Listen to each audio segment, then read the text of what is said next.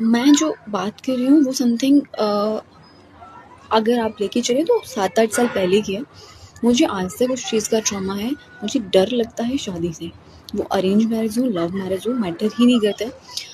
डर का रीज़न बहुत सिंपल सा है, मैं गाँव से हूँ, तो एक बहुत इलॉजिकल सी बात थी कि एक जाट फैमिली में शादी हो रखी थी, तो उनकी वाइफ़ को वो ड्रिंक करते, विदाउट ड्रिंक बढ़िया रात को मारते, मतलब बढ़िया कूटते थे डंडे से, हाथों से, जो बस चलता।